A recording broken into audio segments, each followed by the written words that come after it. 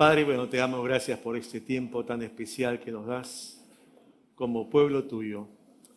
Y rogamos, Señor, el auxilio de tu Espíritu Santo, que seas tú ministrándonos por medio de tu palabra y hablando nuestras vidas para que tus propósitos en gloria sean cumplidos también en nosotros. En el nombre de Jesús oramos esto. Amén. Amén. Pues no voy a regalar ni rifar el reloj por si acaso, pero quiero que lo vean, ¿sí? Y si yo le pregunto qué tengo en la mano, ustedes me dirán todos un reloj, ¿cierto? Pero los que están de este lado solo tienen una perspectiva, la parte delantera, no como ese reloj por detrás. Los que ustedes están aquí solo pueden ver esta perspectiva, no me pueden definir cómo es el reloj por delante. Y los que están aquí todos de frente ven solo el perfil, ¿verdad? Todos tenemos a veces distintas perspectivas de cómo ver los objetos, de cómo ver las relaciones, de cómo entender las palabras dichas, de cómo analizar los hechos. Y quiero que en esta noche, por un instante, veamos una perspectiva distinta a este nacimiento de Jesús que recordamos hoy, en esta serie que terminamos también en esta noche, al hablar de una Navidad al revés. Y por eso quiero que recordemos aquello que citara un día el recaudador de impuestos Leví, que cuando fue discípulo de Jesús lo conocimos como Mateo, ¿verdad? Allí en el primer evangelio vamos a tener presente que él cita que María estuvo comprometida con José. Eran novios. Ya se había dado una formalidad en este caso. La cultura judía habla de proceso, de dotes, de formas que no vamos a entrar hoy en estos extremos. Pero allá había un compromiso, no solamente entre ellos, sino entre las familias. Y es entonces que en medio de esta circunstancia acontece un suceso inesperado. Antes de cohabitar, de ser uno como esposos, se halla que María está embarazada. Ha concebido. Y no es de José. Y José sabe que no es suyo. Hace algunos años, yo recuerdo cuando Katy, mi esposa, llega a mi oficina y me muestra los resultados de un análisis. Comparte que justamente está encinta. Venía María Laura a casa. Yo recuerdo que allí, en un privado, cerré la puerta y nos arrodillamos y agradecimos a Dios por María Laura. Venía la familia. Pero, ¿sabes? La respuesta de las parejas cuando viene un niño no siempre es la misma. La libertad sexual con que el mundo de hoy se maneja, y no es solo del presente, sino de años atrás, y lo encontramos a través de las Escrituras, muestran pues que, sea que amigos con derechos, sean solamente enamorados que tienen relaciones ocasionales, pero de pronto emerge un análisis que dice, está embarazada.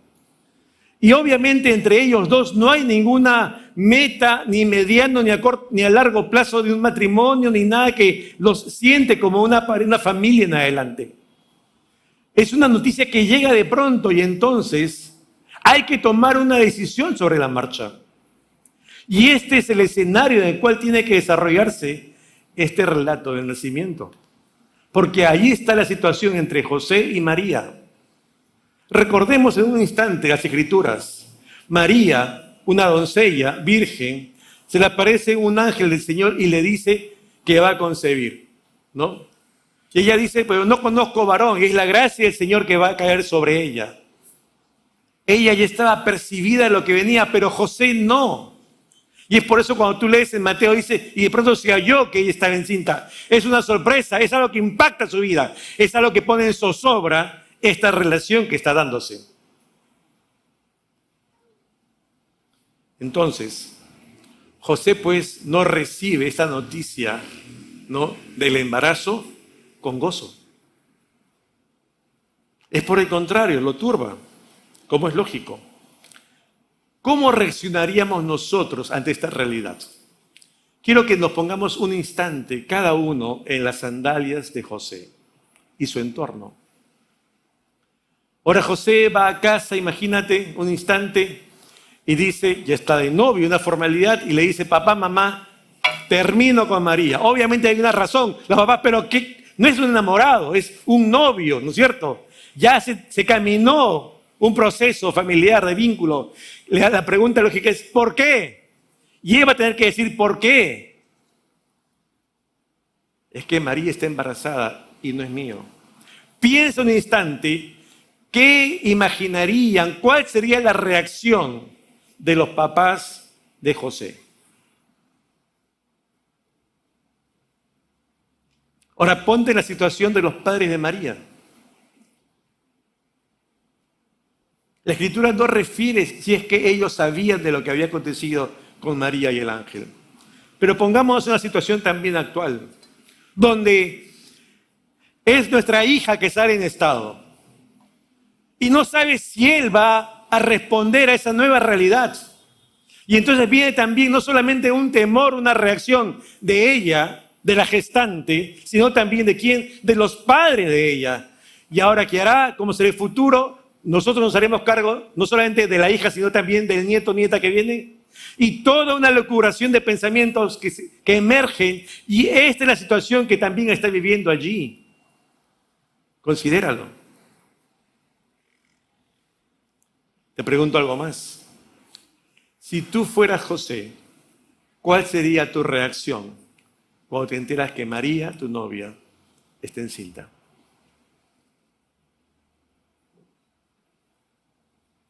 El noviazgo judío implicaba una serie de compromisos legales similares al matrimonio por la cultura y la legalidad.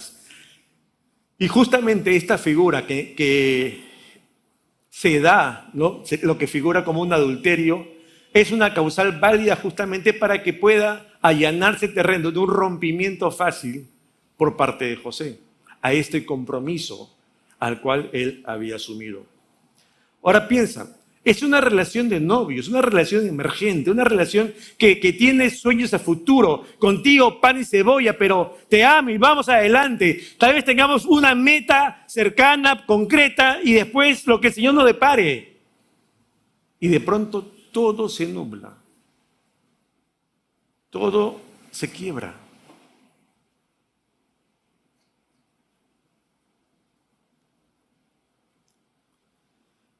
El carácter de José, sin lugar a dudas, devela que es un hombre especial. Y es por algo que el Señor lo eligió a él como un, digamos, padre sustituto para su hijo. La Escritura nos dice que él es un hombre justo, que ve las cosas con equidad. Pero también nos muestra que es un hombre que ama a María. Y es por eso que en esa condición no quiso denigrarla, no quiso exponerla públicamente, ¿verdad? A que sea mancillado su honor, a que hablen mal de ella. Imagínate hoy con el tema de las redes. Ahora imagínate un novio que se quiere vengar, un novio que se siente violentado en todo aspecto. Y en un contexto hace uso de las redes y la deja muy mal a ella.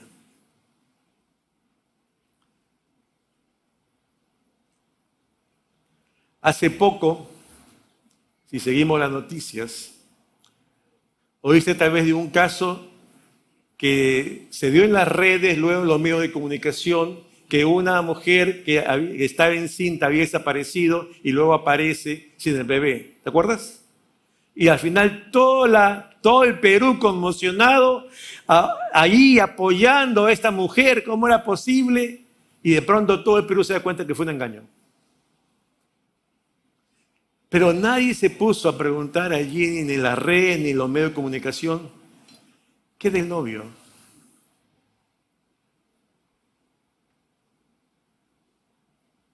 Piensa. ¿Cómo se sentiría él en todo ese contexto? ¿Cuál habría sido su reacción si fueras tú? José por eso entonces quiere irse libremente y dejarla a ella, pero de manera secreta, reservada, no hacerle daño. Quiere romper en privado. Y entonces, esta familia nuclear emergente, que cuando tú piensas en Navidad y ves esa tarjetita navideña, ¿qué cosa recuerdas en tu mente? Esa imagen, José, María, el bebé en el pesebre, ¿verdad? Lo que se conoce por algunos como la Sagrada Familia, ¿no? Y tú ves ahí a 3, pudo ser 2. ¿Por qué? Porque él está ya con un pie afuera. Este es el escenario. Es una familia que no pudo ser, porque las circunstancias así se planteaban. Pero sabes, Dios tiene sus propósitos y Dios va a cumplirlos finalmente siempre. El Evangelio de Mateo continúa y allí en el capítulo 1 dice, verso 20, y pensando él en esto. Y está hablando de José. Y allí la traducción adecuada del idioma original es, mientras él está meditando en todas estas circunstancias que tiene que vivir, mientras él está reflexionando, él cavila y entonces se cuestiona, pero ¿por qué me pasó esto? ¿Por qué ella se fue con otro? ¿Por qué me faltó hacer? ¿Qué más pude hacer? ¿Qué hice de mal? Y tal vez comienza a plantearse alternativas. A ver, ¿y ahora qué hago? Plan A, plan B, plan C, plan D. Ya sé, la dejo. Mientras está en todo este pensamiento y esta maraña, ¿no?, de lucubraciones en medio de su circunstancia, y está decidiendo dejarse frente a la decisión del hombre, entonces, ¿qué pasa? Interviene Dios. Porque Dios siempre va a cumplir sus planes. Y es entonces que tenemos que darnos cuenta de esa circunstancia. ¿Te ha pasado que alguna vez tenemos que tomar decisiones y solamente vemos el escenario horizontal, las circunstancias, lo que resulta favorable, esto más, esto menos, hago una matemática y si esto resulta mejor para mí, entonces sigo esto, esto es lo razonable, esto es lo lógico, esto me dice la experiencia, esto me aconseja a los demás y tomo una decisión y la pregunta tras esa decisión es, ¿y dónde está Dios? No está, sencillamente. Porque decimos que creemos en Dios, pero lo hemos dejado de lado. Porque somos muchas veces reaccionarios, somos impulsivos, somos emotivos. O tal vez nos dicen, bueno, tienes plazo hasta mañana en mediodía para tomar una decisión. Y entonces comienzas a evaluar. Pero en tu evaluación nunca está consultar a Dios para tomar esa decisión final. Sino solamente nos abocamos al horizontal y nos olvidamos de ese vertical. Y es por eso que tenemos que tener presente también esto nosotros. Te pregunto, ¿tú te das tiempo para oír la voz de Dios antes de tomar decisiones? ¿O solamente tomas decisiones? Las que son racionalmente mejor.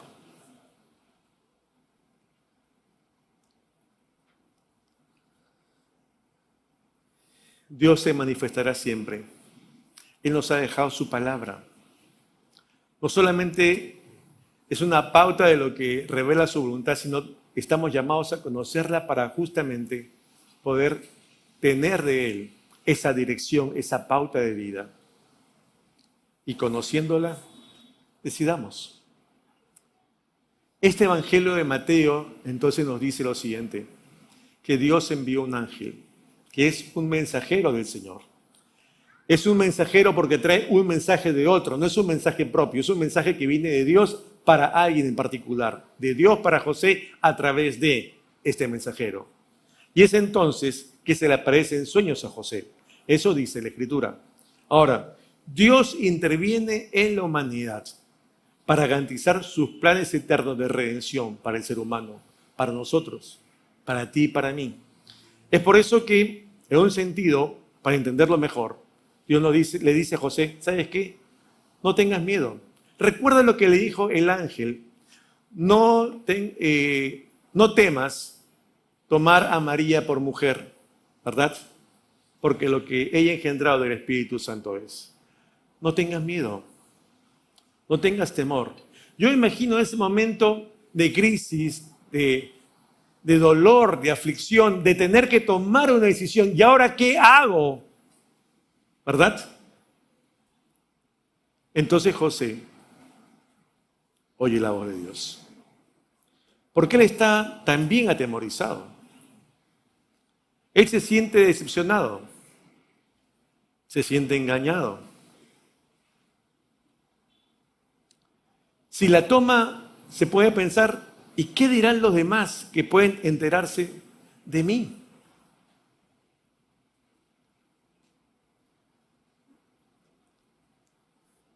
Y es por eso que Dios le sigue hablando y Dios le va a su corazón, le dice, yo sé lo que está en tu corazón, yo sé las razones que estás considerando para dejarla y sé también de esta decisión que quieres dejarla. Y es por eso entonces que le dice por medio del ángel, ¿no? Que lo que María lleva allí dentro ha engendrado del Espíritu Santo es, no de hombre. ¿Sabes por qué? Porque ese es nuestro Dios. No deja nada al albur, a la interpretación, a ver, de cada quien, sino Él es expreso y claro al manifestar siempre su voluntad. Para que nosotros, conociéndola, tomemos una decisión. Y la libertad que Él nos da, nos alineamos a su voluntad o no. Pero Él expresamente nos dice, esta es mi voluntad. Y es entonces que en este punto José tiene que tomar una decisión que va a trascender mucho más allá de 3 vidas. Porque esa decisión trasciende a todos. En un sentido, Dios le va a dar la certeza, mira José, María no te ha sido infiel. María no te ha engañado. Esto es un hecho sobrenatural. No hay margen de duda razonable para que tú la tomes. Y entonces, frente a esta aclaración de parte de Dios a José, ahora la responsabilidad, diríamos, no recae en María, sino se traslada ¿a quién? A él, a José. Porque ahora él tiene que tomar una decisión. Hay una explicación y una demanda directa de lo alto. A él, toma a María por mujer, por esposa. Y él tiene que decidir, ¿lo hago o no? No hay más opciones.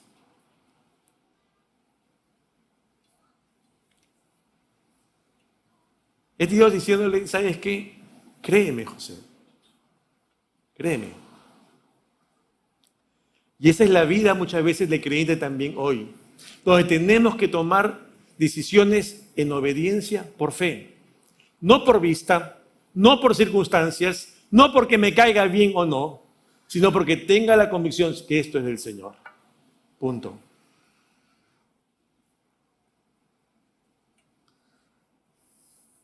Dios le deja en claro la sobrenaturalidad de este hecho, justamente cuando le dice a José, María alumbrará y dará a luz un hijo, y llamará su nombre Jesús, porque él salvará a su pueblo de sus pecados. Y por eso lo conocemos como el Salvador. Necesitamos de un Salvador por causa de nuestros pecados, los propios, los de todos.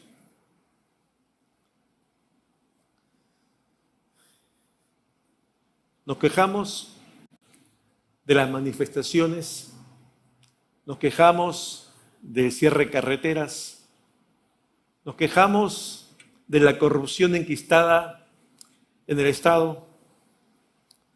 Nos quejamos de la falta de gestión pública.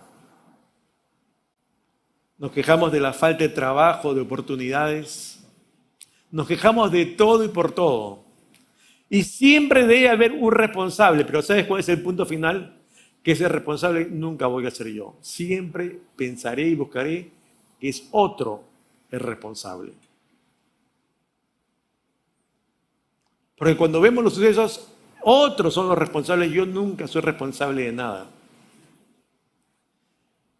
Y cuando Dios le dice justamente a José, y llamará su nombre Jesús, porque Él salvará a su pueblo y sus pecados, los pecados de toda la humanidad, de todos los hombres, tuyos y míos. Lo que Dios está diciendo, sí, hay responsabilidad en otros, pero también hay responsabilidad en todos nosotros. También hay responsabilidad en mí y en ti. Nadie está exento de esta culpa por causa de su propio pecado. Y es por eso que necesitamos de un Salvador.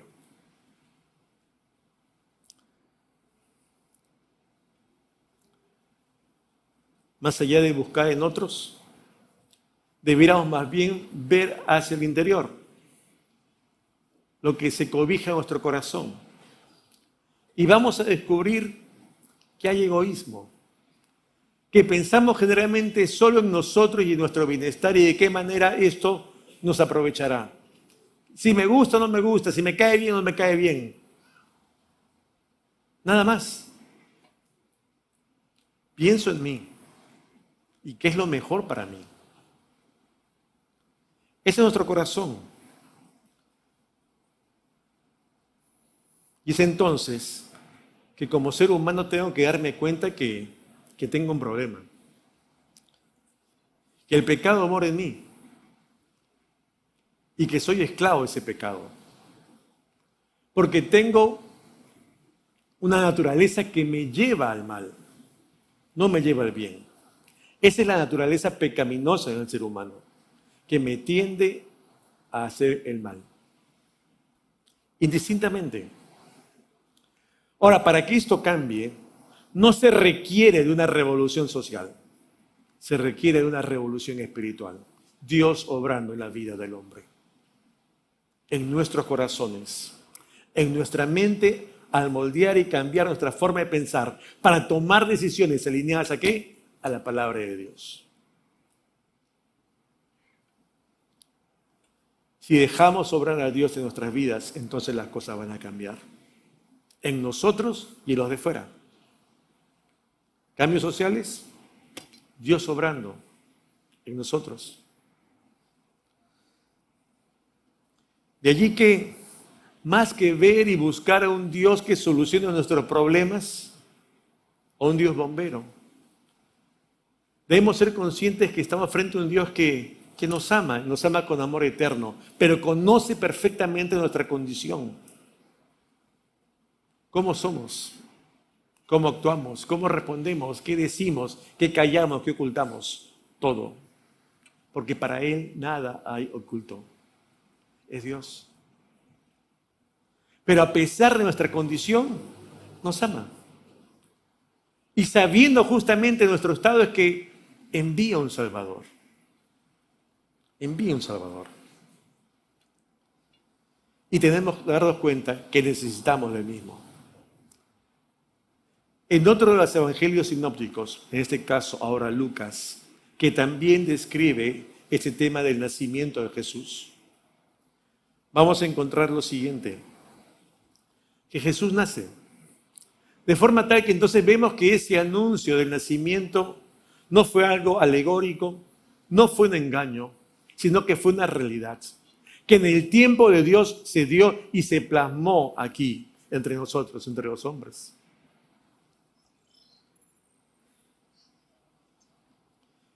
Otro ángel se presenta en paralelo a ese escenario del pesebre de Jesús, de María y José, en el establo, se presenta en el campo. Y está allí el ángel hablando ahora con los pastores que cuidan a su rebaño de ovejas. Y les dice, os doy nuevas de gran gozo. ¿Qué dice más? que os ha nacido hoy en la ciudad de David un Salvador, que es Cristo el Señor. Ese es el anuncio. Nuevamente, ¿cuál es? Que os ha nacido, ¿quién? Un Salvador. El mensaje sigue siendo el mismo. La promesa sigue siendo el mismo y promesa que se hace realidad.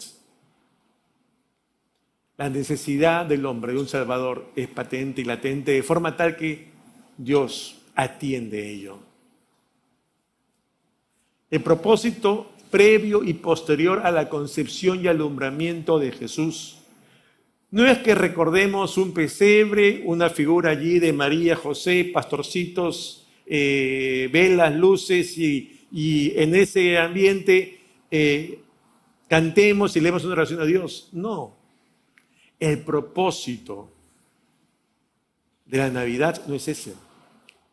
Es que más bien recordemos la salvación provista por el Padre por medio del Hijo para todos nosotros al morir en la cruz. Eso es lo que tenemos que tener siempre presente nosotros. Cuando hablamos de una Navidad al revés, es básicamente quedarnos con esa imagen de la figurita. Un niño Jesús allí en el pesebre y punto. Pero la perspectiva correcta frente a la Navidad no es ese. Ese es un punto de inicio en la historia que debe enrumbarnos ¿hacia dónde? Hacia la cruz. Porque nació para morir nació. Y eso es lo que tenemos que recordar. La obra expiatoria, la obra vicaria, la obra de redención realizada por Jesucristo allí en la cruz. Y cuando nació apuntaba esa cruz. No podemos desligar en modo alguno su nacimiento del propósito, la redención del hombre por medio de su muerte sustitutoria en la cruz en favor nuestro. Esto tenemos que tenerlo siempre presente, vincular el nacimiento con la cruz, Navidad con Semana Santa. No se separan, porque para morir nació. Es algo que tenemos que recordarlo. Murió por nosotros. No murió para que tengamos un sentimiento de ternura, mira un bebito, qué chiquito. No. Murió para que recordemos su obra de salvación por nosotros. Tal vez tú has intercambiado regalos en esta semana, ¿verdad? Algunos tal vez. O van a hacerlo hoy día en la noche. O esta noche vas a entregar un regalo, ¿no? A alguien.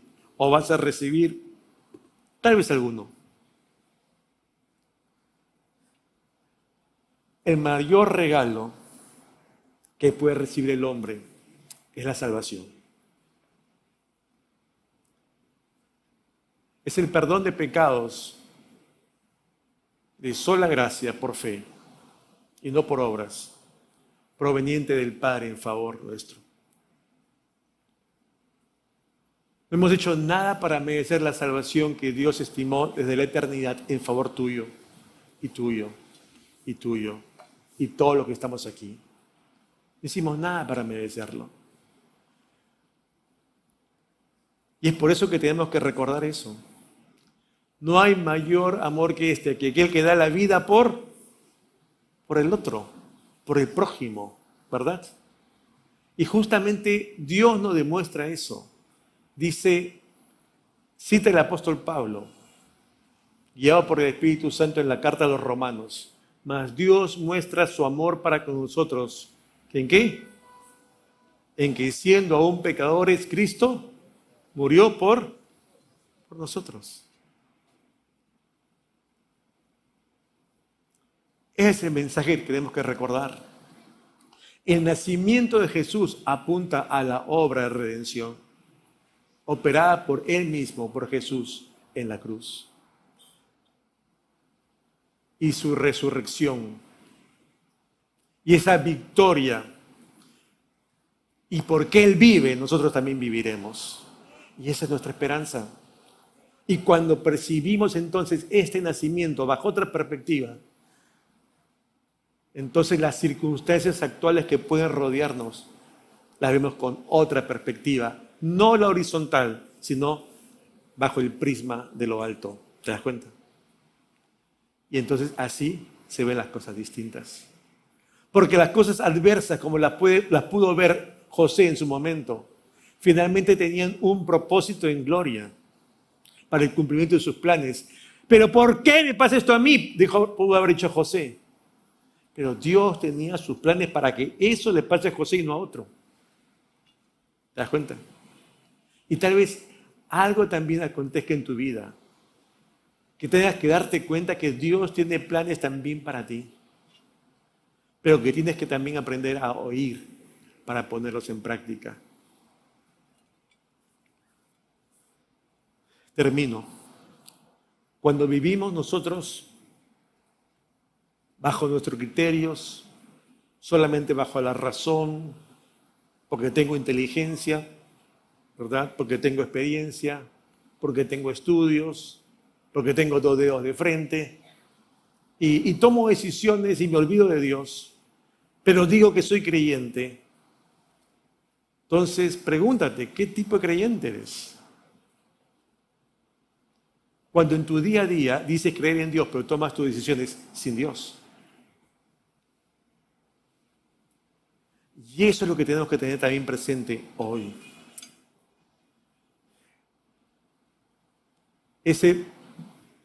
Esa voluntad propia nuestra como seres humanos que nos llevan a desalinearnos de los planes de Dios y constituirnos en enemigos de Dios, como dice su palabra, porque violentamos su palabra y sus mandatos y sus decretos y sus preceptos y su ley, cuando yo comienzo a tomar decisiones en contra justamente de ello, y entonces me constituyo en enemigo de Dios. La única forma de reconciliarnos con Dios es por medio del Hijo. No hay otro camino. Y por eso es que tenemos que recordar esto. Y en esta Navidad comparto un último versículo. Dice 1 Timoteo capítulo 2. Porque esto es bueno y agradable delante de Dios, nuestro Salvador, el cual quiere que todos los hombres sean salvos y vengan al conocimiento de la verdad. Y vengan al conocimiento de la verdad. ¿Por qué? Porque no todos la conocen. Hay mucho por hacer aún hoy. Y por eso yo te invito a que cierres un instante tus ojos y vamos a orar allí donde estás. Oremos un instante, cierra tus ojos y considera tus propias decisiones, considera tus caminos, considera qué estás haciendo o qué estás dejando de hacer, a sabiendas o no. Yo no soy nadie para juzgarte y nadie te va a preguntar nada, pero es un tema entre tú y el Señor.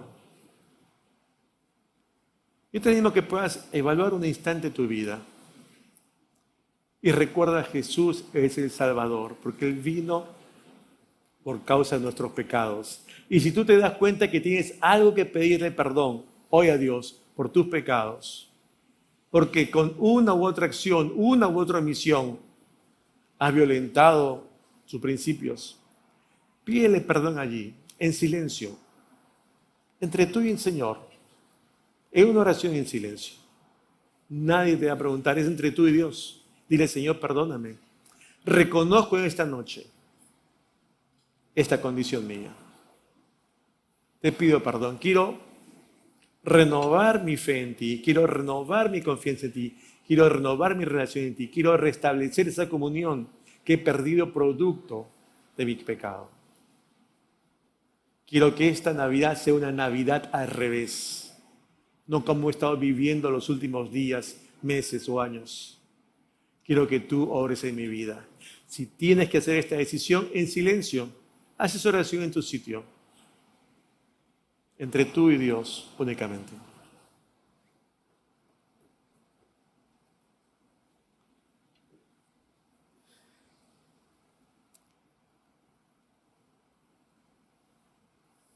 Padre bueno, tú conoces, Señor, los corazones de todos. Y tú oyes también nuestras oraciones. Te rogamos, Padre, que tú obres en nosotros, en cada uno.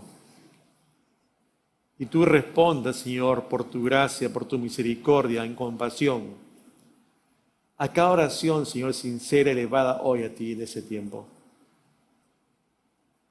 Padre, te pedimos perdón por nuestros pecados, porque somos conscientes de nuestra naturaleza, pero somos conscientes que voluntariamente te fallamos.